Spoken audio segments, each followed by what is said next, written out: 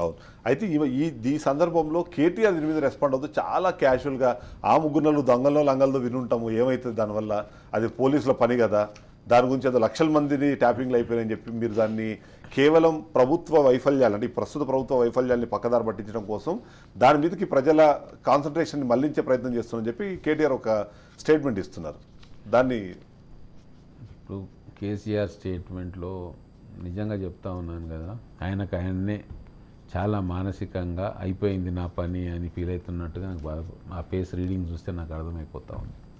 ఒక మనిషి నేను దారుణమైన తప్పు చేసినాను, దీంతో నాకు ఇక నా జీవితం అంతా కూడా ఇబ్బంది అవుతుంది అని తెలిసిన వ్యక్తి ఏం చేస్తాడు?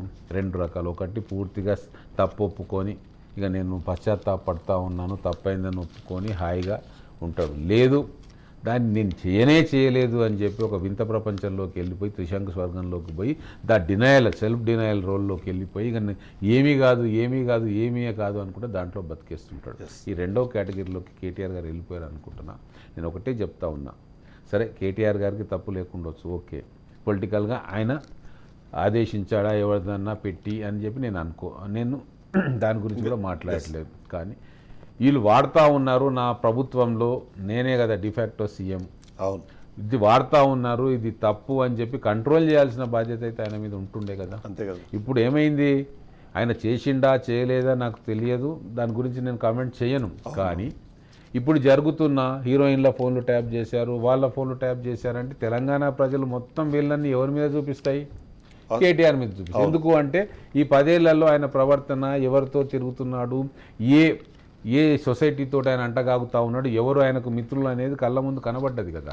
కాబట్టి ఎప్పుడైతే ఫలానా వాళ్ళ ఫోన్లు, ఫలానా హీరోయిన్, ఫలానా ప్రొడ్యూసర్ వాళ్ళ ఫోన్లు ట్యాప్ అయినాయి అనగానే సమస్త తెలంగాణ ప్రజలు కూడా ఆయన వైపు చూస్తారు. అంటే అవకాశం ఎందుకు ఇచ్చారు నేను అంటున్నాను, అది కరెక్టా కాదా? ఒక్కోసారి కళ్ళ ముందు చూసేటివి అబద్ధాలుగా ఉంటాయి, నిజాలు కాకపోవచ్చు. కానీ మరి ప్రభుత్వంలో నీకు ఇన్ని బాధ్యతలు ఉన్నాయి, నీకు ఇంత అధికారం వచ్చింది, మరి నా ప్రభుత్వం యొక్క అధికారులు కావచ్చు, తండ్రి గారు కావచ్చు, లేకుంటే మిగతా మంత్రులు కావచ్చు మిస్యూజ్ చేస్తున్నారని నీకు తెలిసినప్పుడు నువ్వు ఎందుకు వాళ్ళని ఆపే ప్రయత్నం చేయలేదు?